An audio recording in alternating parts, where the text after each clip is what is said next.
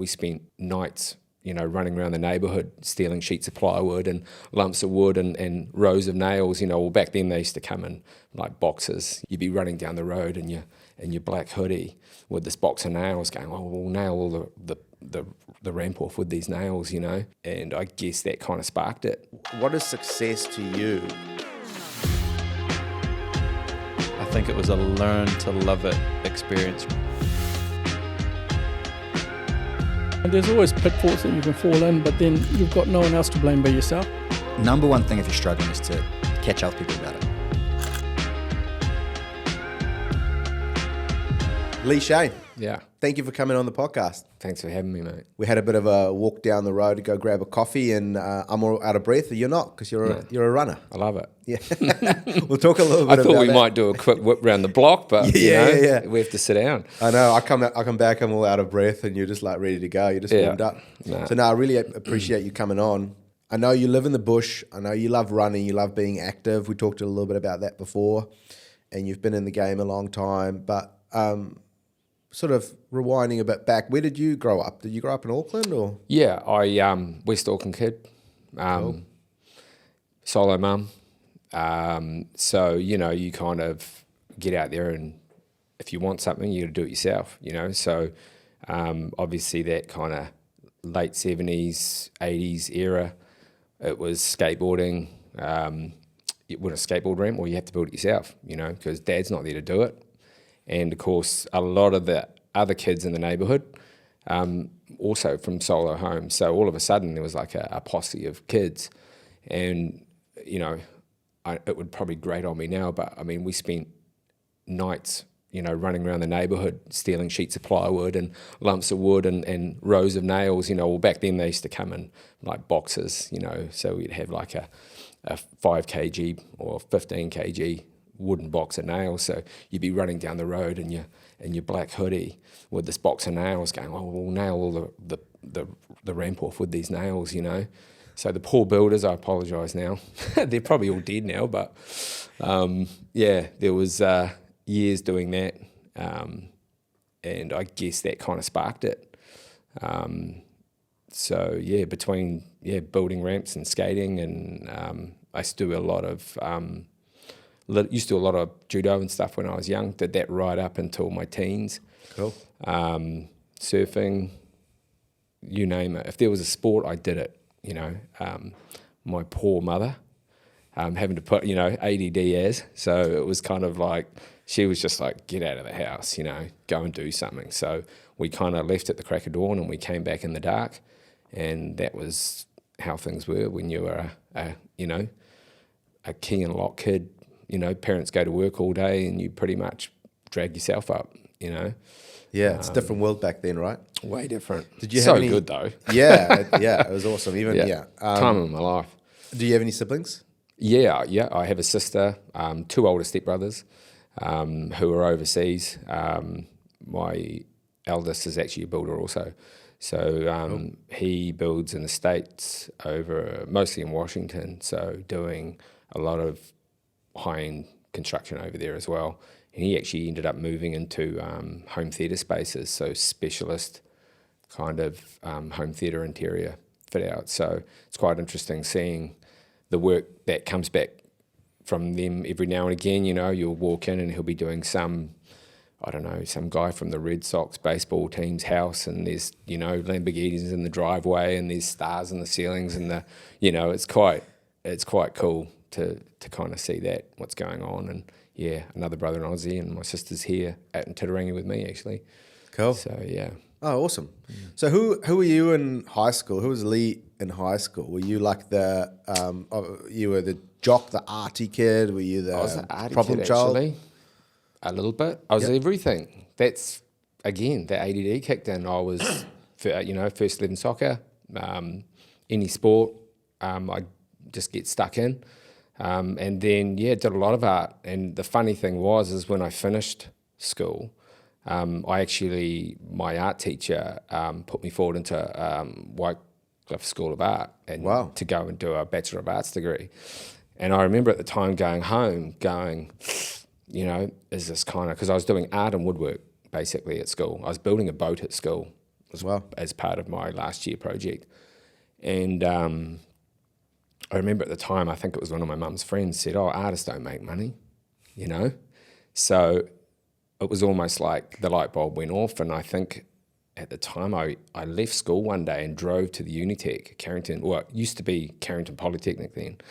And I remember driving in and going, "Oh, I want to do this building course. Like, what have you got?"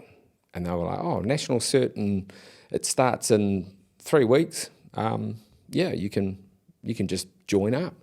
So I think at the time I signed in, and then I literally drove from there back to school, walked into the office and said, "Yeah, I'm leaving." And that was it, over. So how old were you then? 17, I think, at the time. But yeah, so not probably so much. I enjoyed school. I did relatively well at school. So it wasn't one of those kind of, "Oh, my son's having trouble and he's not learning, you know, he's better off in a trade" aspect of it. It was just more, I was just torn between, like, making money, obviously. When you're a kid, you want it all. And coming from a solo mum, you know, that's all. I was like, well, I just want to be rich, you know. So they reckon building's a way to go. Let's go. And how wrong I was. So when you're that age, though, it's kind of like you did feel rich, you know, making a bit of money compared to your mates who went to school and working at like the local supermarket or something, you know. Well, I was working like, you know, I had like the neighbours would come over, and I mean, I think I got my mum bought me a skill saw when I was about 12 or 13. Wow. And I remember my friends' parents being really concerned about, you know, this guy, should he have that tool? And I'm slinging around, and the next minute the drill came, and then that hand tools and bits and pieces, and then neighbours obviously keeping an eye on me all the time were kind of like, "Here, have this or have that." So it was quite good. I had a lot of people around. Our neighbourhood was quite tight knit, and everybody loved my mum. So it was kind of like, you know, they knew I was a handful, so they were kind of like, "Let's keep this kid busy," you know. So it was always like, "There's some wood under my house, go and get it, and go and build this for your mum, or go and build your new skateboard ramp, or go and do whatever." So it was kind of like the minute I came home from school, it was almost like someone was always there to go, "Right, let's get this kid doing something," you know. So very cool. Yeah, having those guys around the periphery was super important to kind of guide me from getting into trouble, basically. Yeah, it's amazing when you're young, how it's such a fine line that you walk. You can go off on the wrong track stay. It's just so fine. Yeah, you know? yeah. And at the time, you know, looking back as an adult, back on it, I realised how important it was. But at the time, I was like, "Who are these guys? Like, you're not my dad. Don't boss me around." Yeah, you know. Get away, you weirdo. Man, those guys to this day, you know, I'm still really close with them. And you kind of look at it, and I guess that's what's stemmed our, you know, like our training regime at work. You know, like we always have apprentices, always have, and that's kind of the key role of the business of Cheyne Construction, is having that ladder, starting guys from scratch and running them right through to a management role, or going off or starting their own business, obviously. Yeah. So you had pretty much no chance of going into another career, really. You're like building stuff. No, that was it. And you're coming from it from sort of an art point of view as well. So it's not like you say, you weren't like the problem child just getting thrown into the trades because there's nothing else. You were kind of almost approaching building like an art, from it was an art creative, point. you know, Exactly. and that was the thing. It was like, well, if I can't paint anymore, well, it's not that I couldn't. It was just, you know, when you're a teenager, that's not cool. You know, but I can build these badass skateboard ramps and have half the neighbourhood around my house and have a good time. And that was basically decades. To this day, I'm still building skateboard ramps every now and again, you know. So you did you went there to the Polytech, started your course. Yeah. And how did you then transition into becoming a builder? Was there an apprenticeship you did with someone? Yeah, so again, being surrounded by you know, all the neighbours and friends and family. It was kind of, I was getting to the end of my time, end of the time at Unitec and Carrington, and they basically were like, "Right, now don't let them stop. We've got to feed them into something else." And I started with Butterworth Builders, actually, who we did a lot of Don Nielsen type style architecture, which is, I think he's still around, but a lot of curves and like, I remember the first job out in Mairangi Bay, you know, we had like a 7 split level type style home with curved stairwells, and like at the time it was just me and him. So he was building it and I was the one apprentice. Amazing. And it was an enormous house, and I kind of just thought this was normal, you know. So being able to build something, cut and nail all the frames, you know, making the stairs, you know, I think we had 7 stairwells to build, and doing them all curved. So coming out of that job, I think we were there for a good couple of years. Coming out of that job, I kind of thought, oh, this is just building. And then he was kind of decided he was going to move up further north past Whangaproa, and of course I'm way out west, and it just wasn't working too much. I mean, it was an hour and a half drive. So I started with Ryan and Murray, who have been quite a good an influence on the business. Bill, he was the kind of boss that would bring you into the office. They were a partnership, had very defined roles. The only time I've seen a partnership work. You know, one business orientated, one physically kind of carpentry aspect of the business. And, you know, Bill would drag you into the office and be, what's your plan? Like, where are you going? What are we going to do the next 5 years? Where can you see yourself in 10 years? And that was super important. Again, that mentoring aspect of it, just everybody just kind of kept coming in behind and just kind of guiding you through, you know. So, and I guess they saw I always had a work ethic of never let anyone outwork you. You know, it was always, I get to work. If you lift 6 sheets, I'll lift 8. You know, so everything was a competition. I think that came from the sporting background. Yep. It was, and I think the older guys recognised that, and I think that's why the attention was put back in, going, hey, you know, this kid, he can actually do something or go somewhere. Let's get him to where he needs to be, you know. So it took that effort, I guess, at my end to put in the mahi, and then that in turn was, you know, given back by them going, hey, okay, he's doing the hard work, let's give it to him, you know, let's point him to where he should be or where he's going. So they put the time in. Yeah. So it was all like that attitude, right? Was it yeah. attitude, commitment? Yeah. And did you know where you wanted to go at that time? Yeah, or? yeah. What Like literally the minute I drove out of the school gates and enrolled in that Unitech program, I was like, I'm going to be a builder to the day I die. But that was it.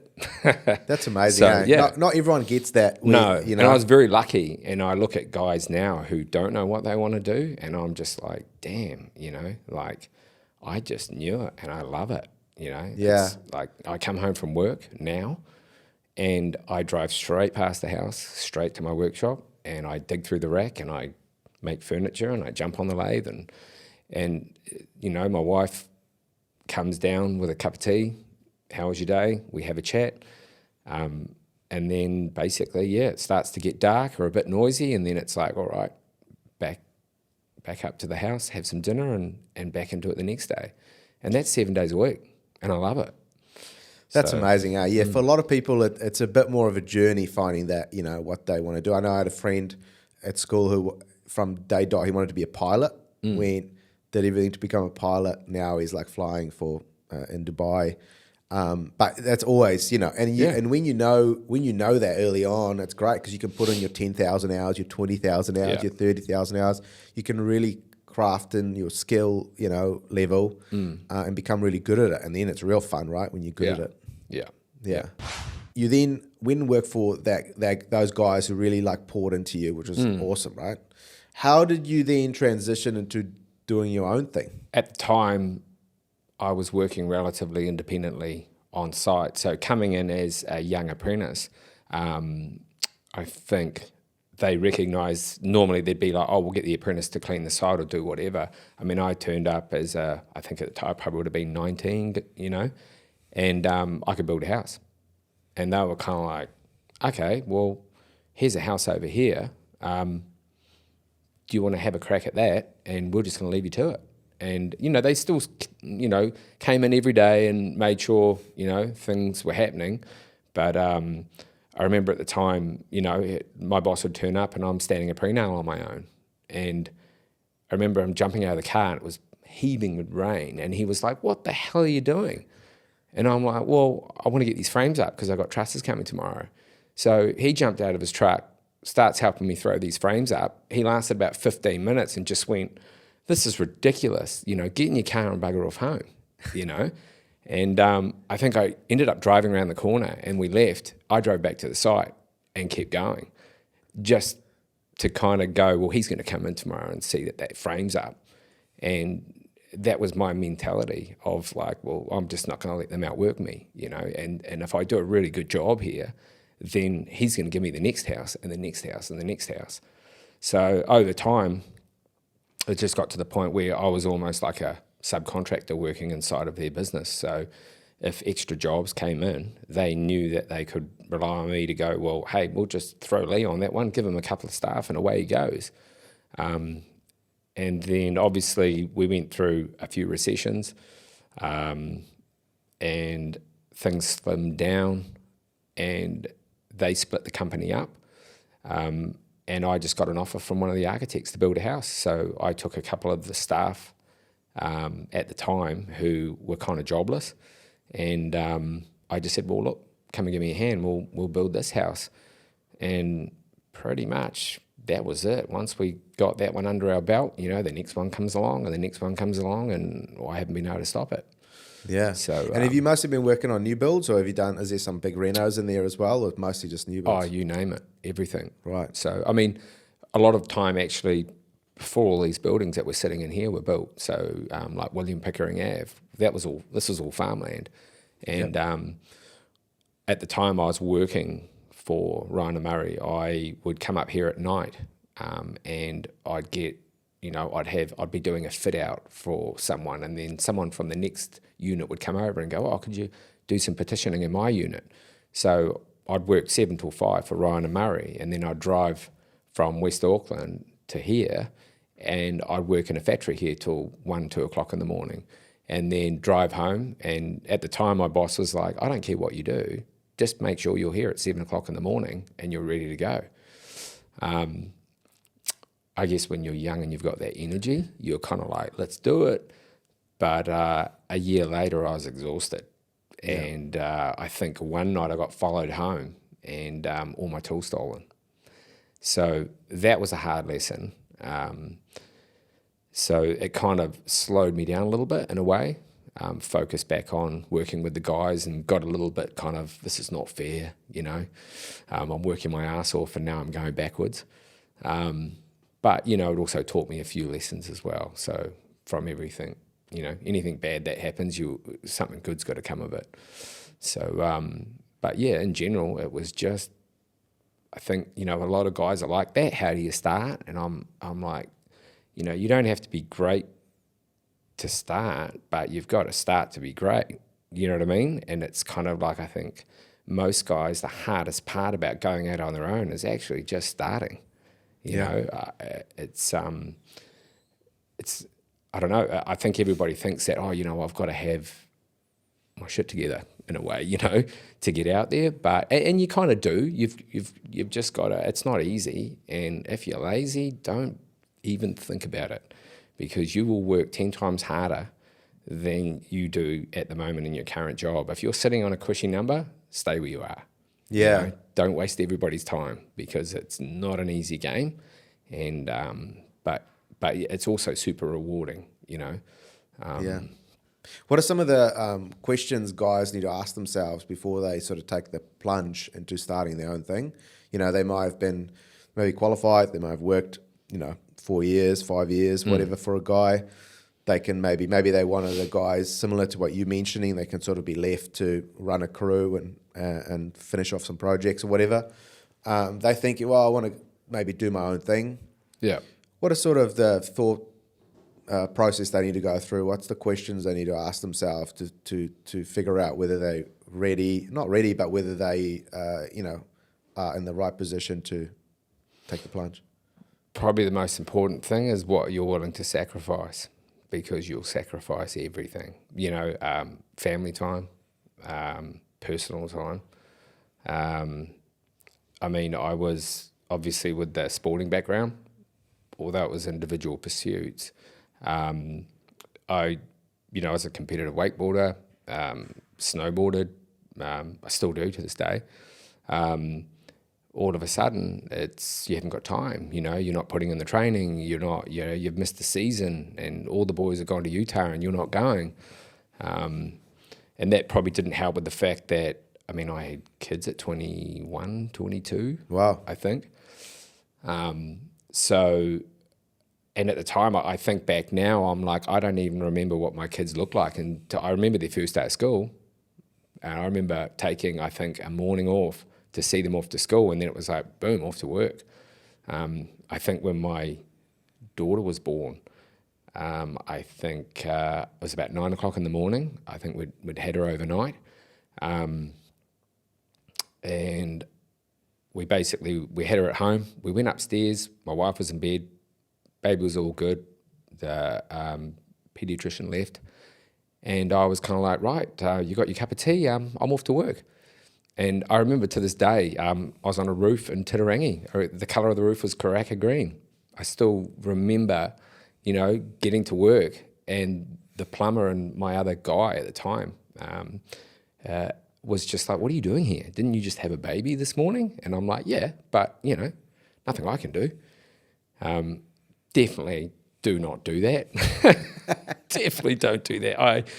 Guys now, I encourage them to spend that time. We don't work like weekends. If you've got family, it's like, go home. I don't wish it on anyone to miss that time, because that's important. But, at the same, that's for the young guys. If they want to work weekends and let's get some stuff going, get some extra money, go for it. But, it's there was a lot of sacrifice made to get it going. A lot of mistakes made.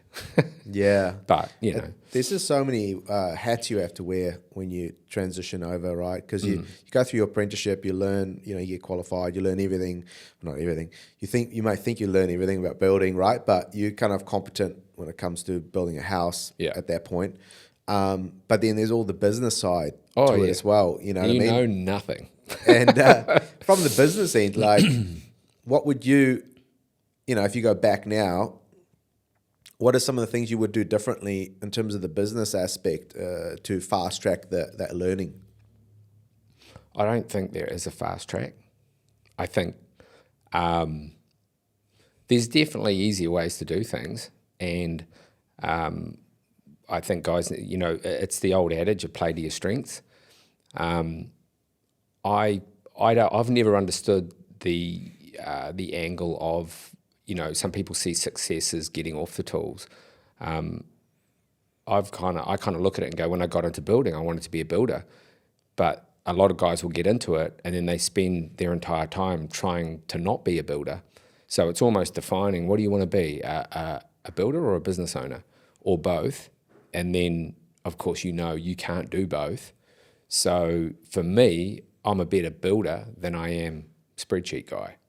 So I just get someone to do the spreadsheet stuff.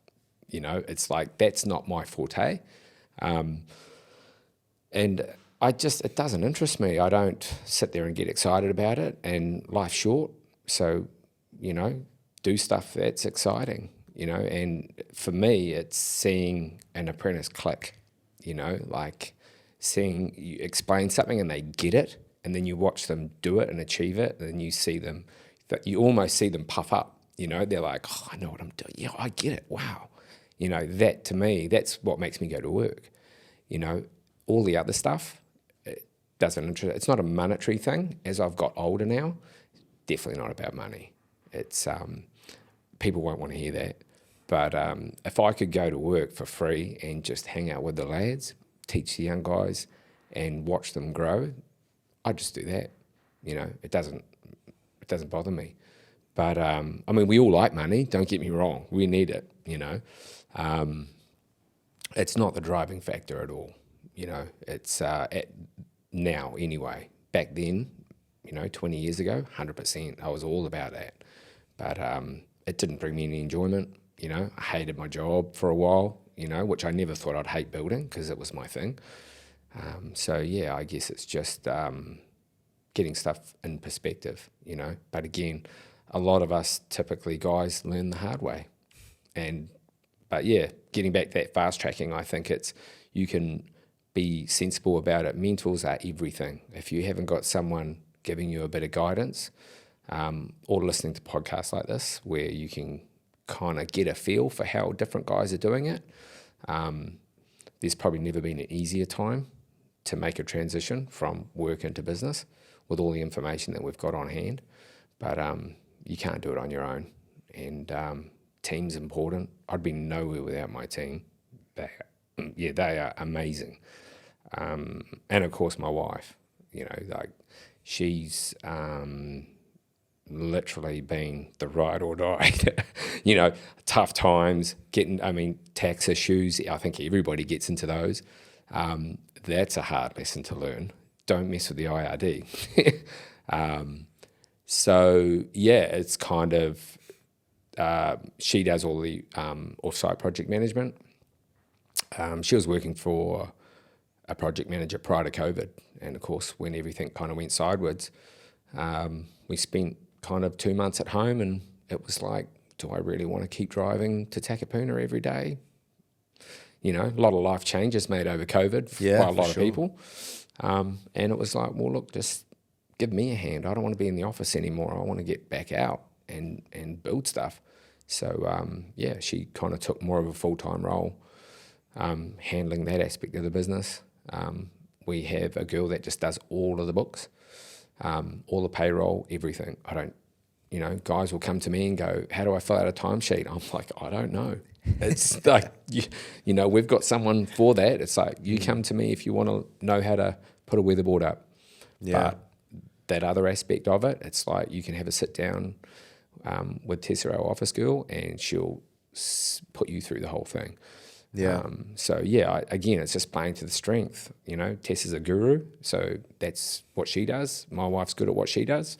I let her do that, and I stick to what I'm good at and what I love to do, and that's to put nails in wood. Yeah. So I think that's really, obviously it's good to be introspective like that, and understand what does success look like. It's almost, you almost want to paint a picture 5 years ahead, 10 years ahead, 20 years ahead of what does success actually look like. Forget about, put the money and stuff to the side, because numbers in a bank account doesn't help you. It's obviously what it can do for you. But for you, success was what you just said, right? Being on site with the guys and watching them grow, and that's your kind of why. And choice. I think is super important to be able to wake up in the morning and go, do I want to go in today, or do I want to go, like some of the guys I've heard, go fishing, or do I want to, it's winter time. I mean, it's on, the snow's on, I'm off, we've got a place in Okuni, and we just basically shoot down there anytime. Like, people know in winter time, don't try and call me. Love it. Yeah, I'm gone. So it's, I think that to me is that level of success is having choice. Yeah. Like, to do what you want to do when you want to do it. At the same time, it sounds good, but you've still got to work damn hard. I'm still working 7 days a week. But, if I'm not like I said, if I'm not working at work, I go home and, we're building stuff. We're building saunas, we're building gyms, we're building, doing the subdivision around home, helping my wife in the garden, it's just, we're always doing something. Yeah. So we talk a lot about a lot of the stuff that come up through this podcast are mental health, and to be honest, there's no mental health without physical health, right? You're a physical specimen. You like to do physical things, running, and like you say, wakeboarding, snowboarding, being outside. How has that helped you in business and running your company and working with the team and everything? What impact has physical activity had? It's everything, in my belief. Building's a physical job. And I've always said, my guys will probably have a bit of a laugh about it, but I always liken it to a blunt chisel, It's like, you're going to fit door hardware with a blunt chisel, you're going to get a shit job. So, are you sharp? And that your gear is only as good as the guy behind it, and if the guy behind it's blunt, so it's a nice way of saying sharpen up, and anybody that wears a watch to work, like a fitness watch, you'll know you're doing 20, 30, 40,000 steps in a day. I mean, it's like, mate, you're running a half marathon plus every day. So do you want to make it easy and get to the end and it's fun, or do you want to finish every day exhausted and tired? That's not life. It doesn't make it fun. So, and I guess it's in the years prior to, things have changed a lot. When I was a young guy at work, builders didn't run. Builders didn't do exercise. They didn't go to CrossFit. They didn't. I think I had the odd surfer, but other than that, it was kind of like you drink beers and that's it. And I've never been a drinker. Even in my younger years, just never was into it. I was too busy. I didn't want a hangover. I was like, I'd drive up north and sleep in a car in a car park, and I'd be up at dawn to try and get the first waves. There's no time for hangovers. And I guess that's just, same with the snow. It's, when the snow's dropped, you got to be in that top car park. Let's go. Again, no time. So it was a blessing in disguise, really. But these days I think, health is everything, and it definitely stems back into that mental health process. We've kind of never been in a time where things are kind of subjectively easy, yet objectively our mindsets, it's almost become an addiction, to be sad, Exactly. Yeah, it's true. It's a lot of. I do wonder, because we have talks at this podcast about mental health, and you got to talk. There's that element you have to talk about stuff. You know what I mean? It helps. Yeah. But you can also overdo it, right? Yeah. And it's horror. It's the most. I mean, being a teenage dad trying to run a business, having no money. Oh, I know what pressure is. To the point of you feel like you're gonna have a nervous breakdown. I probably did. But. It's like you've just got to keep going, and I guess it's a little bit getting out of that mindset. It's probably not going to be a popular opinion, but how do you word it? It's we're quite indulgent, self-indulgent now these days, and I think it's putting others before yourself more so. I had a wife and family that, to me, came first. Didn't matter how I felt. Get on with it. Don't know if it was a good thing, I'm still here. It's all good now, but I think we do tend to overly focus on it. And I don't think depression is just a building thing. I know we have high suicide rates, and it's terrible. It's a real hard one to get your head around. And working with young guys all the time, I've got them coming through constantly, and I've noticed in the last kind of 10 to 15 years, a huge change where guys have actually like, hey, let's sit down, let's have a chat. I'm always open to a chitty chatter, Quite often I'll try and tie it into a physical activity like we discussed, It's like, well, hey, you want to talk? Come for a run.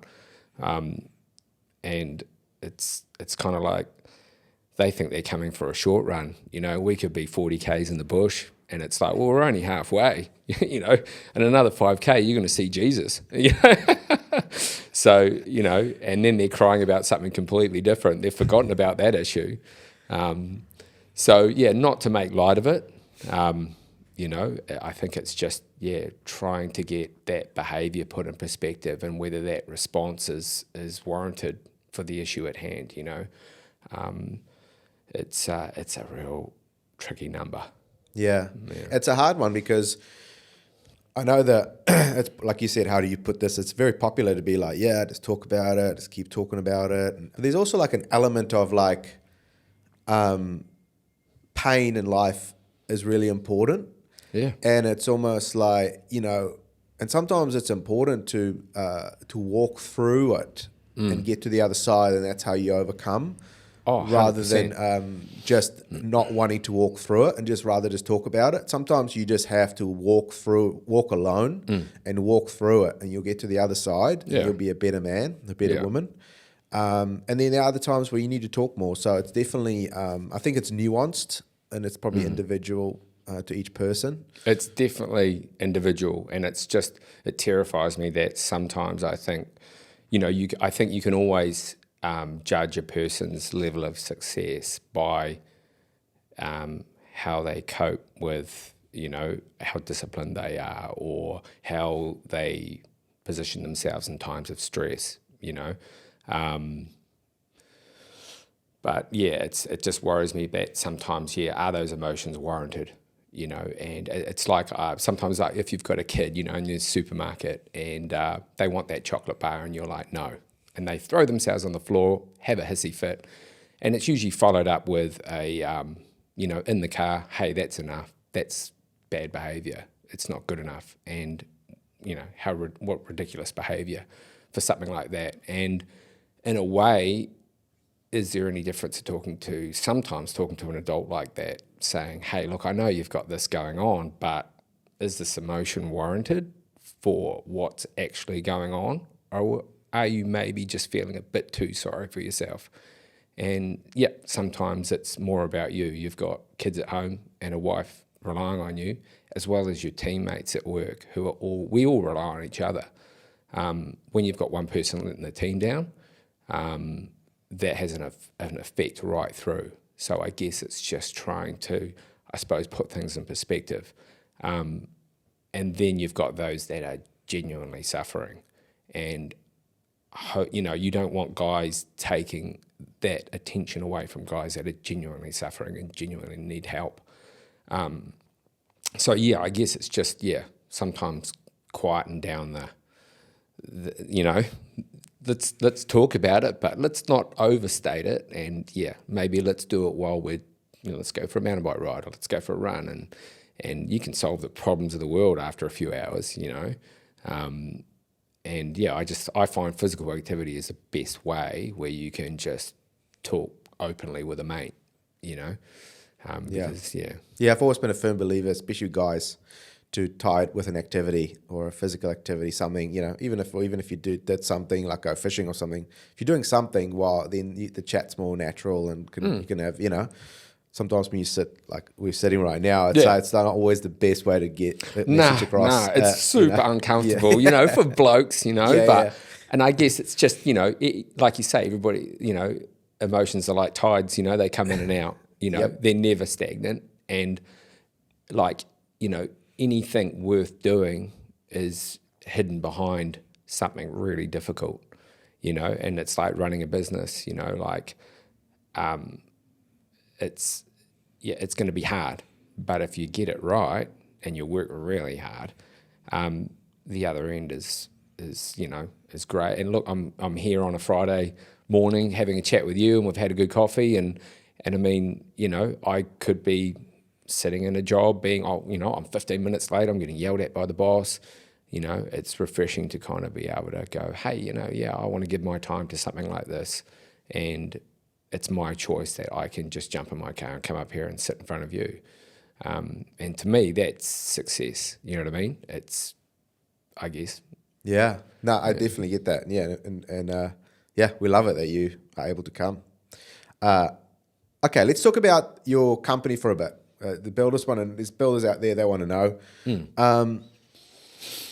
What makes Cheyne Construction sort of different to other builders out there? And I don't mean you sell yourself, just in terms of like how you guys approach the build process. Again, as we've touched on before, we're kind of all about that structured learning. So I've got 3 guys over 60, and they're all hard men. No, like, it's quite funny seeing the young guys come in, and they struggle at sometimes to keep up with them. When we basically, normally we had 2 larger projects running at the same time. So we've got 2 site managers, and then for every junior we have a senior. So for an apprentice that's working along, they'll have someone who has at least 25 to 30 years experience right next to them, showing them every step of the way. And I mean, that's how I was trained. And so I've tried to kind of keep that going forward. It's working well. We've got a young apprentice now who's, one of the BCITO tutors has put him in for Apprentice of the Year, which we're all really proud of. And I think it just goes to show the attention that's been put into him, that it's been recognised by someone outside of the business and gone, hey, you know what, like this kid's producing some amazing work, and I think he's third year now. We're all rooting for him. So yeah, awesome. Yeah, we'll see how that goes. So was it what was the decision behind getting guys? Because I assume these guys have more experience than you, right? If they, 3 guys in their 60s. Was that a decision you made deliberately to hire these people that have more experience than you? I know I've talked to a few other builders who've done the same thing. One of them was a guy that I worked with for one of my first bosses at Ryan and Murray. And he just came to give me a hand when things were tight in the recession. I think it might have been, 2008, 2007. And he just never left. And obviously he's an integral part of the team. Then I've got like Aaron, who is my age. We did our time together. So we've worked together 32 years. And he's obviously one of the senior managers that runs the job. So he's an integral part of the business, as well as our other senior manager, Campbell, who's in his 30s. So it's not necessarily an age thing that, it's playing to their strengths. Well, I've got guys that like doing the paperwork, like dealing with the architects, like doing that. Then we direct them there. If I've got someone, we run all our own plant and civil, diggers and what have you. If I've got someone that wants to drive a digger, then we'll show them how to do it. I've got a guy who was with me for a few years. All he wanted to do was drive the machine. He now runs his own digger business. So again, that's for me, like a lot of people would look at it as, oh, well, they come and learn off you and then they leave. And I'm like, yeah, that's fine. I've got what I needed out of them at the time. And for me to see them flourish in their own businesses, that's my reward. I see that as a reward. I don't see it as a loss. And now it's making room for the next lot of guys to come up through, So that's kind of how I perceive it. And it might be slightly different to how other people see it. They can't be bothered training people. We do have a severe lack of training in the industry. I mean, we're less than 10% of the construction industry retrains. Wow. It's insane, the numbers, but then we've got our boom and bust. All of a sudden we have a lack of builders and we have influx of people coming into the country. We're 120,000 a year. Where are they going to live? If we don't train guys, then we're going to end up with this feast and famine constantly, which is, makes it really hard to run a balanced business. Yeah, for sure. There was that, I think it was Zig Ziglar that said that, someone was saying exactly the same thing. Like, well, what if you train all these guys up and they leave? And then he said, well, what if I don't train them and they stay? It's like, then that'd be even worse, right? So, no, it's very important to do that. So in terms of your staff, it sounds to me like you really value them. You they sort of, like you say, the backbone of the business, and you really put the time and effort in. You mentioned before that the guys come out, they have workouts with you and your home gym, and you guys do saunas together and ice baths, ice plunges and all that. We encourage it, try and, especially getting the young guys into that mindset of, you don't, kind of out of that old school kind of, you go to work and drink beers and there's a beer fridge on site and things like. We don't have that.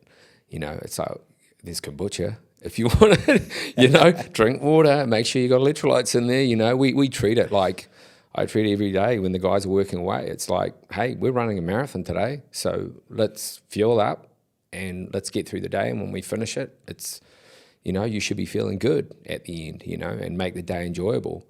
And I mean, don't get me wrong, the guys, you know, they'll have the odd time they'll sit down and have a couple of beers before they disappear on their weekends. You know, it's just, I guess it's having a healthy relationship with it. There's nothing wrong with anything in moderation. It's just getting the young guys away from that theory of, oh, you know, being a builder is about getting on it. It's like, you're in the wrong company, you know. And how do you cultivate good culture? Is it dictatorship? Do you need to set up a cult? Like, how do you get culture pumping? You know, lead by example. You know, it's like when you've got an old boy working along beside you, digging trenches twice as fast as what you're doing it at 20. You got to ask yourself some serious questions. You know, and that's the thing with all of those guys on site. They work hard, and I think, sitting back and watching guys step in and get in the trenches with them. I'm not just turning up each day, you know, in a shiny ute and do this, do that, hurry up, and then bailing out. It's like, if something needs to be done, the apron's on, the spade's out. It doesn't matter how dirty the job is, you know, I'll get in there and do it. And I would never ask anyone to do anything that I wouldn't do myself. And if they don't want to do it, I'll get in there and show them how to do it, you know. And so it's just a different way of doing things, I suppose. It's not for everyone, you know, but it's the way I like to do it, you know. I just see everything as either a challenge or a workout. So, you know, it's kind of like if I have to go and dig something, oh, well, cool. It means I don't have to go home and go in the gym tonight. I'll just do this instead, you know. So okay. So what are the, and I know that you don't, you know, you're very much still on the tools and you have people helping you with the business side. But when you look at the business side, what are the numbers that are important to you guys that you look at, you know, at the end of the financial year, the accountant's coming back with the numbers, you know, do you guys look at, you know, per project, you know, what your per project profit margin was? You're looking at revenue, you look at profit at the end, bottom line, like what's sort of the numbers that you kind of keep an eye on? So obviously you've got your overhead that's going out every month annually, but then, you know, it's divided into your month and then your weeks. So, I mean, obviously we know we run a pretty lean ship. We don't have like premises. We own our own, you know, all our office space and yards and things like that. It's our own properties. So, you know, obviously that was really handy during COVID. We didn't have rent coming out. But obviously running vehicles and gear and all the rest of it, you've got to know those numbers because it's really easy to get to the end of the year, especially when you're running large crews. You know, guys buying saber saw blades and the list just goes on. And all of a sudden, you know, you're looking at your tool allowances and, hey, we've just spent $25,000 on skill saw blades. Where are they gone? So again, that's office-wise. We know what our average is down to the week. And, you know, we can see, you know, anomalies in there. And normally it's just brought up at a site meeting like, hey, guys, you know, we're peeling through these blades. What the heck is going on?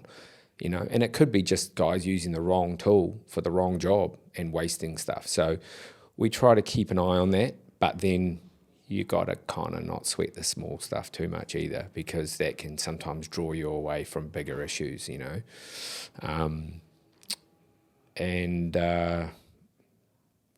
Basically it's knowing those numbers and keeping an eye on them, and then we allocate them into spreadsheets. We work off spreadsheets. Back costing jobs. If you're not back costing your jobs, you're taking a hell of a risk. You know, you've got to know where you are, what went wrong, you know.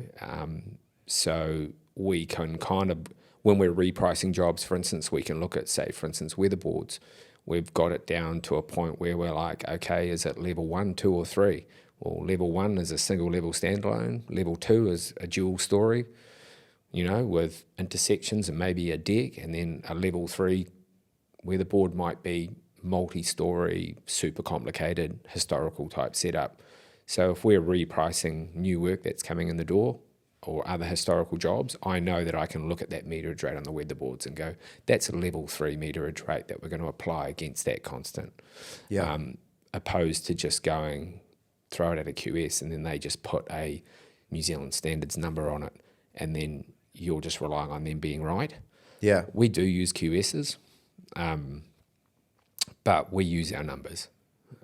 Again, I don't want to sit there and price, $3 to $5 million historical projects. I'd be sitting in an office for weeks. So we subcontract that out, and then it comes back to the office, and then the girls basically sit there, pore over every aspect of that, make sure the numbers line up, and then that gets presented to the client. Yeah. So, And so so that's like the process that you guys follow. So then the QS, he doesn't work in the office, he's external from you guys. external, yeah. And then does he invoice the client directly or does it sort of go through you? A bit of both. Initially, it's the whole free quote kind of versus the paid quote Debate? debate. Yeah. Our angle is normally we qualify the client by saying, hey, you need to get this job QS before you push any further, especially when you're in the design phase prior to going through to consent. The banks usually prefer it anyway. They don't want to see some random builder giving a price. They want to see some numbers after the name and here's your quantity surveyor's been involved in this process, especially when you're talking, hundreds if not into the millions. The bank's got to have some form of security. So normally we'll say, hey, look, we've got 2 QSs. This is the proposal. If you pay this, you own it. So if they decide not to use us, they can take that with them. And then if they usually engage at that point, that's a really good way of qualifying a client to know that, hey, if they're willing to drop $5,000 to a QS, then they're not going to muck around with, trying to cut the jobs back and all the rest of it. They're committed and they're ready to go. Yeah. So yeah, that's kind of the angle that we take there. But it depends. Long-term clients, existing clients that I've had for decades that come back and want more work done, they get looked after. Yeah. So You just have that security there. Yeah.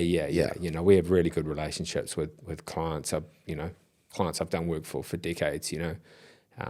They usually come back or they want work done or they want a batch built or they want something done. It's like, bring me your plans, come over, have a sit down. We'll rattle through it. We'll work out some numbers and we'll get this thing moving. So Yeah. yeah. So you buy your guys utes? No. It's been a big point of contention on our socials, hey Chen,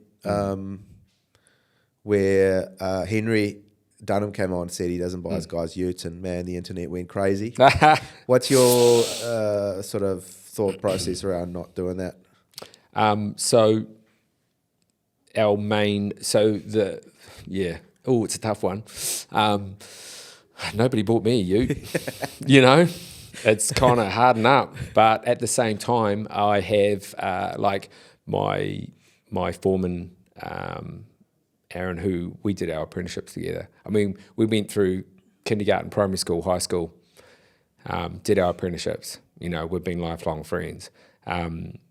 He's got a work vehicle. He has a phone. He has, the guys get their phones paid for. The guys get whatever associated costs. If they're running around doing things or picking anything up, they get reimbursed. They get, fuel cards or whatever they need. It's just unsustainable, to be fair. We've tried it before, and we didn't go down the road of utes. I'm a van man. Like, if you haven't got a van, you're not a builder. That's going to get you. That's going to get some kickback. But you can't fit a concrete mixer and a wheelbarrow in the back of a ute, especially with all your gear. And I just think a van is at the drop of a hat. You can fix anything anywhere at any time when you've got everything on board, and it's just efficiencies. You can't be efficient working out of a ute with 4 foot by 4 foot. It's just a struggle. I've tried it. I've been there. I thought I'd be cool, and it didn't work. So now here we are. 30 years later, and I'm back in a van, the old High Ace, and that's, to me, has been the most, the best workhorse. But yeah, I think guys need to run their own gear, basically be proud of it, look after it. Again, we've tried having gear on site and leaving toolboxes on site, and then all of a sudden you come in and everything's spread around. The skill saws got 6 teeth missing off it because they pushed it through nails and it was Mr. Nobody. So it's just, the guys have done it to themselves. Yeah. I guess you can get to a point where you're focusing on the wrong stuff, and you're spending all your time figuring out, okay, cool, so this guy's leaving, okay, where's this ute going, and who's giving that, and who deserves it. And it's hard. And I would say as well, I would just add to that people looking out there working for people, they have to look at the whole package, because sometimes people go, this guy gives me a vehicle, that guy doesn't, this guy gives me a fuel card, but there's a lot more involved in it, especially since you're talking about team culture, the environment that you worked in. Are you going to be excited to go to work versus dreading going to work? And sometimes you can be, you can cry in a ute and be happy in your own, old van, so it's like, you got to look at the whole package, I think. Yeah. Super if you want to be a builder, and a good one, you're going to set yourself up. Yeah. It's kind of, I'm not your mum. Yeah. We we asked the internet for just a few questions that we could ask you. And so there was a few questions that come in. So do you mind answering a bit of those? I can try. Cool. So this one's from Willis G. Do you think high performance housing will become more mainstream? 100%. 100%. I hope so, because I'm really into it. Yeah, and that's just people understanding the sustainability, the healthy home, all that sort of aspect. And I think just seeing the upgraded standards in 3604 alone, where they've put in the high performance detailing. I mean, we've been doing that for a decade. And just seeing that sitting in a mainstream building code, I think is, sign of things to come. Sign of things to come. But we've also got a lot of issues around ventilation. Like, we've gone, having the new H1 standards, it's great to see it. The cost associated with it coming into a recession has been a bit of a sticking point, but at the same time, they've got a little bit more work to do. We've insulated the heck out of these houses, and we need to start looking at ventilation and filtration systems, which is going back down into that passive route. And I think we can have a blend of the two without getting too carried away. We've gone overboard with the insulation and we've undercooked it on the other, and being able to just round it out a bit. So we've got, good air tightness, suitable insulation, good heat recovery systems and filtration. And then looking at houses and weighing that you can utilise that solar gain in order to help heat that home, and thinking about the positioning of it. Those are the aspects that help you live in a nice, warm, dry house. But you see with all the new unitary plans, and they're building 5-story apartment blocks right next to houses and blocking shade lines. I think we're going to be in for some trouble in the long term. Yeah, that makes sense. Yeah. Okay. A bit more practical. Andrea Fontaine, what deck framing do you use over a waterproof membrane? Yeah, Aldure. I know where that came from. Look, if you're not using, the click together Aldure system is what we use a lot of. If you're still using wood, it's archaic. I mean, I'm old, and I steer away from it. We use a lot of the Aldure system just because it's just so fast and easy, no warpage, no movement, etc. So, yeah, that's our angle on that. Cool. What inspires you to get up and keep going, doing what you're doing? My team, the boys, and the girls. We haven't got any girls yet. What are your thoughts on, we had Bex on a couple of episodes ago. What are your thoughts on hiring a girl in the future? Oh, we've always put it out there. Huge respect for Bex. It's actually been quite a welcome relief in the industry to see someone that can step up, and seeing her move into her new role and things like that. Hopefully it inspires, other girls to step up. It's super daunting for a girl to turn up on a site with a bunch of guys. Like I say, we've always encouraged it. I think especially a company like ours, the culture-wise, would be really welcoming to a female. I think they'd kind of feel at home. And being that, like my wife and Tessa, our office guru, are really involved. You know, they'll turn up on site and they walk over the site and they check against their spreadsheets to go, well, how long's that cladding taken? And then they'll adjust their spreadsheets to suit to make sure that our numbers all line up and make sure the guys aren't taking too long on specific things. It's, having the girls kind of in there knowing every aspect of it. And then the guys, you know, they'll turn up and it's kind of like backs patted and, hey, how are you? And it's just the norm. Yeah. You know? So they'll fit in nicely. Oh, yeah. So if there's anyone, I don't know if you're Girls taking just on need any... to get into it. Yeah, I don't know if you're taking into on it. any apprentices at the moment, but... We just took on 3, actually. Right. Okay, Which so is now the most we've ever taken on at the same time. We're normally just one at a time. It was kind of a bit of a picking thing, but they're all damn good. We just lucked it this time. So That's awesome. You know, time tells. Yeah. So we talked a little bit about the mental health stuff anyway, because I always like to kind of bring that into in the back end as well. But well, let me just ask you on this: is there anything you've changed your mind on lately? Is there sort of a belief that you've had in the past that you've maybe got challenged lately in terms of how you see things? Everything. As you get older, you realise you were wrong about everything. You know, It's true. Yeah, and what in regards directly to the likes of that mental health aspect, or just anything? Just in general? anything, really. Yeah, just everything, mate. You know, I think everything evolves, and you always look at things differently. And I think as you mature and get older, you start to kind of be a little bit more open-minded about things, and maybe a little bit more compassionate, and being able to see both sides of the story. You know, so yeah, I think you never stop learning. Do you think the young builders coming through, what are your thoughts on them? Do you think builders are getting are sort of soft, the young guys? Do you think they're more innovative? What are your thoughts on the younger builders coming through? There's a lot of talk, you know, they're soft and they're not as good as they used to be. I think that's mean, you know. Again, it's kind of like, well, where have they learnt it from? It's our job as role models, as leaders, to engage with these young guys. I mean, look, we've got a 50-something% divorce rate. A lot of these guys that are coming through, leaving school, are probably in the exact same position I was in, with no leadership there to show them, you know, how to be a man opposed to being the man, you know. So breaking that mindset of, you don't have to drink 20 beers in front of us to show that you're the man, but we're going to get in here and we're going to work hard and we're going to create something tangible, and then you can stand back and be proud of it, and you can work along with your teammates and support them. That's being a man.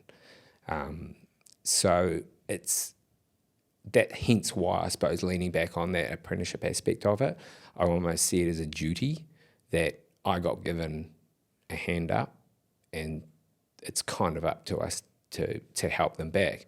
You do get the odd one that is just unhelpable. We haven't had many of them, to be honest. But then a lot of them that come through, I think it's saying to them, hey, what do you want to do? Like, do you really want to be here, or is this just a bailout option? And sometimes it is, you know, they've left school, mum doesn't know what to do with them, get them in a trade. And it's like, well, look, maybe you want to be a plumber or a sparky. We'll just send them off. Quite often I'll say to guys, look, I'll pay his wages. Can you just give him a week? And I just want to see this kid make a decision. You know, I don't want him planted here and being miserable. I don't want to put my time into someone that's not going to appreciate it. So it's not our job, but if it's not our job, who's going to do it? You know, it's our society that we live in. It's kind of make it better, you know. It's kind of the buck stops with us. So, yeah, if you can be there and show these young guys an angle, it might even be introducing them to sport, you know, just jump in the truck, we're going snowboarding this weekend. Done it before? Nah, all right, let's go. you know, and just showing them that there's a life outside of sitting around home, sitting in front of a computer, getting online constantly. And yeah, let's go down my workshop. What do you want to build? I've had guys build electric guitars and furniture and all sorts down in the workshop, you know, and seeing them step back from it and just go far out, you know. Selecting wood and putting it all together, they surprise themselves, you know, and it's just getting those guys in a position where they can pick up on it. But yeah, I think, you know, show them what it is, show them how to go hard, and they'll go hard. But, you know, that's awesome. I think that's a great way to finish us off. Just that taking the accountability and be, you know, lead by example, I think is really, it's just come through here as well.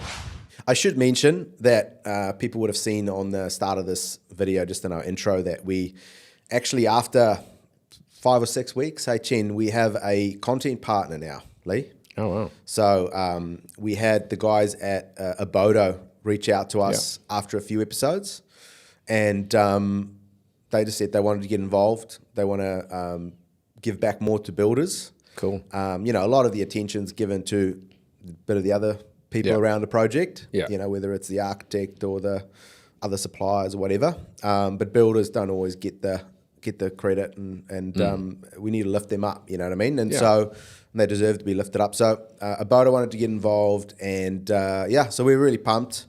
They're going to cover some of the costs of producing this podcast, and that sort of like helps us pay the bills, hey Cheyne? And so they quickly, before we get into it, Lee, they send me some propaganda. I'm just joking. They don't really care what I talk about, but I wanted to kind of figure out a little bit what they're about. Yeah. So each episode I'll just give a little snapshot of or snippet around what they, you know, something I've learned this week. Yeah. So it turns out that I don't know a lot about Timberley, but they apparently a lot of timber comes from old growth forests. Do you understand that? So I didn't even know that. So mostly overseas. So it's all these massive trees that's been well beyond maturity. Devastating. Ecosystem, biodiversity, they get all chopped up, everything ruined. Yeah. And then the after effects of cutting everything down, you know, there's a roll-on effect, you know, that all that sediment and that goes into the rivers and kills all the marine life, and it's just a never-ending, I'm just getting educated on this now. And so what I didn't realize is that New Zealand actually we do it different. We actually have more younger forests, so because of our soil here that's so rich in nutrients, and also the great rainfall that we have here, they're able to grow super fast, the pines that we grow here. Yeah. And so they're able to just kind of, in a real sustainable way, grow, chop. So New Zealand actually provides some of the best, most sustainable timber in the world. Which is amazing. And that kind of hooks into, I guess, Abodo, all their stuff from New Zealand. They don't import anything. Yeah. And there's a whole bunch of other you know, awesome things that they do, you know, around the non-chemicals and all that sort of stuff that we'll touch on in the future as well. But I thought I'd just touch and shout out to them, and thanks for doing beautiful product. Amazing. Have you used them before? Yeah. We've used a lot of it. Awesome. I mean, obviously I'm a timber guy, so love everything to do with wood. So we've used a lot of Abodo, you know, in the mix of cedar products and things like that. But again, coming back, that sustainability aspect of it, you know, when they're not importing it and everything's here, I mean, chucking a whole lot of wood on a gigantic freighter and pulling it across the ocean, and, you know, the carbon footprint associated with that. Yeah, it's huge, right? And, you know, obviously, you know, everybody knows now that, again, construction's probably one of the biggest, contributors to waste in our landfills. I think it's number one in terms of wastage worldwide. It's like 50% or something ridiculous. Yeah. So, I mean, again, it's one of those things where it's implementing those things to anything that you can do to help out. You know, if you can't be bothered sorting your bins on site, then the least you could do is have a little think about where your products are coming from, you know, and it's also a great conversation with, I'd assume, with the client as well, right? Once you're at the start, you talk to them about different products, what they value, what they care about. Yeah, and that's becoming more common now because, you know, obviously with the internet and things like that, I mean, 25, 30 years ago, it was kind of you'd turn up on site and here's the plan and away you go. Everything was very generic. And then as you get into more specialist housing, you've got the internet's there constantly. You know, the minute you click on sustainability, you're going to get hammered with it. And then clients are actually keeping us on our toes, to be fair, and coming in with, hey, what about this and what about that? Yeah. You know, and then you've got to kind of go home, deep dive online and get yourself educated on it, which is good. You know, some guys will rubbish it and go, oh, no, I don't use that, you know, can't be bothered doing the homework on it. But, yeah, I tend to get in there and go, well, hey, what don't I? There's something I don't know, you know? Yeah. So, yeah, we try and get on it and lose a bit of time going down wormholes and that online. So, yeah. That's awesome. Yeah, it's good. You got to sort of educate and upskill yourself on all that. If the clients care about it, we got to care about it, right? I mean, we do a lot of passive housing as well. I think it's funny, you know, almost a decade ago we went in with Jessup Architects. They were kind of at the forefront of that passive home movement. And I remember at the time my suppliers going, oh, you know, you're kind of wasting your time in New Zealand. It's no one does that here and we haven't got the climate for it. And it's like, well, have you not been to Queenstown? and passive doesn't necessarily mean you have to be in a cold environment. You know, it controls hot and cold. Yep. So, I think at the time with ProClimate, we did, I think, the first initial introduction in their new factory out in Penrose. And it was very kind of new. You know, they'd put together the education type system for it and were kind of sounding board off us. And we had architects from Jessup and a few of the window companies, you know, the timber windows, Euro type style. And yeah, super interesting. And obviously we implement that in a lot of our builds now, even obviously because we do a lot of historical stuff as well, turning, you know, 100, 120-year-old buildings and making them passive. Hell of a challenge. Yeah, I imagine. But being able to do that is, it's awesome, you know, like when a client can walk around in the middle of winter in a t-shirt and shorts and they haven't got heaters burning away and all this energy getting thrown out windows, you know, it's got to be, that's, you know, a form of sustainability in itself. You know? Yeah, 100%. I think people that New Zealanders aren't used to. You're like, what are you talking about? We're just not used to living the ranch lighter open. Let all that air that you've just spent thousands of dollars a year, just let it rip out the door. Yeah, you know? I mean, we're just used to being like cold in winter and like extremely hot in summer, and our houses don't perform very well. Yeah, and that's just what we is the norm for us. But yeah, there's definitely a better way.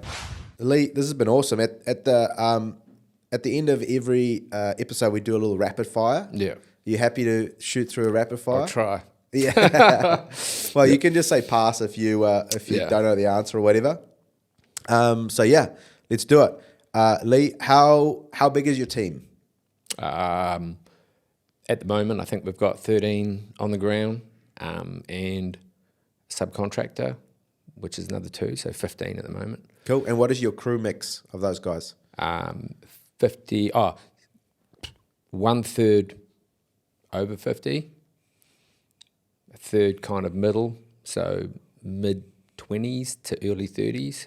And then the 3 apprentices down at 18 to kind of 20. Cool. How many projects did you complete last year?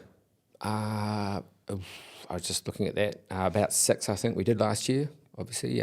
Normally we're doing 2 large projects a year. You know, some of our work will go for 12, 18 months, 2 years.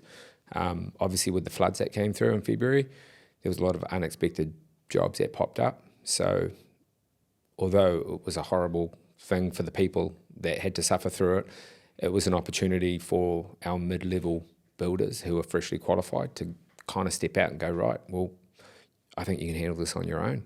Cool. Doing the flood repair. So yeah, good opportunity.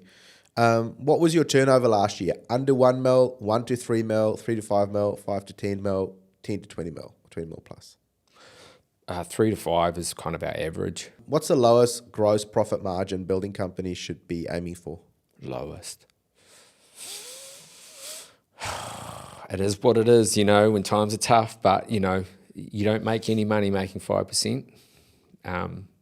15, I'd say you need to be, you need to be cranking at least 15 to make it worthwhile. Yeah. Free quote or paid quote? Paid. Project management software or spreadsheets? Spreadsheets. EV or petrol head? Petrol head. Classic rock or metalhead? I'm an 80s kid, mate. What was it? Who was your number one go-to band in the 80s? Or Mostly punk. Love Clash. it. Yeah. Sex Cool. Pistols. Yeah. And then, yeah, all sorts. Fun. Jock or hippie? Probably a hippie these days. Are you too mean or too nice to your staff? Oh, way too nice. Yeah. Too many cuddles. I could have picked that one. Are you an extrovert or an introvert, Lee? Extrovert. Yeah, definitely. Motocross or fishing? I probably moto more than I do fish, but yeah. Favorite business or non-business book? Owning It by Brad Visser. Oh, yeah. He's a Is good he- friend he's of the mine, wakeboarder? actually. Yeah. I went to school with book. him. Did you? Yeah. Oh, wow. Yeah, I was just Yeah. out to dinner with him on last weekend. Yeah. Oh, shout out, Brad, if you listen Yeah. to this. Yeah, he was a great guy. Yeah, he is a great Yeah. guy. But I mean, when I Insanely when I talented hung out with athlete, him, yeah. all the girls loved him. Oh, It was yeah. so annoying for me because my name is also Brad and his name's Brad. He's the hot hunky Brad. And I'm the, He's still a hot hunky Brad. No, he's a really cool dude. Yeah. He's done amazing stuff. Talking Amazing, about pushing yeah. through, and being an inspiration for people. So Yeah, go I've check been in that some out. dark places on my runs, and pretty much when I feel like just sitting down and giving up, I just think, well, hey, he'd love to be able to do this. And he's got me over the finish line many a time. Yeah. So, yeah. Well, that's awesome. I need to actually read that book. I haven't read it. Yeah, do it. Who is your business or life hero? My mum Awesome. taught me how to use a hammer, and it never stopped. Good on you, Mum. What's your favorite hobby? Oh, God. Can I say any board sport? Are you an alpha male or beta male? I'm a Sigma. Sigma, I love it. Yeah. Wine or whiskey?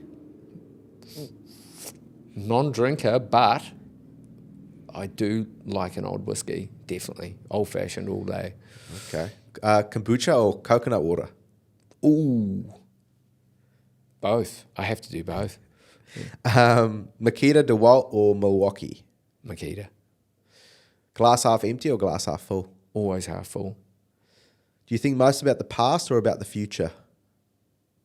Think about the past only to learn to not make the same mistakes in the future. Yeah, not dwell. Not dwell. No, it's not productive. Well, that's it, Lee. Did you have Cool, fun? man. I had awesome time. It was Yeah. lovely to meet you. Thank you so Yeah. much for coming on. And it's been a pleasure. And yeah, you're just one of those go guys as well that I think would be as an inspiration for younger guys as well. So appreciate that. Appreciate the work you put into your team.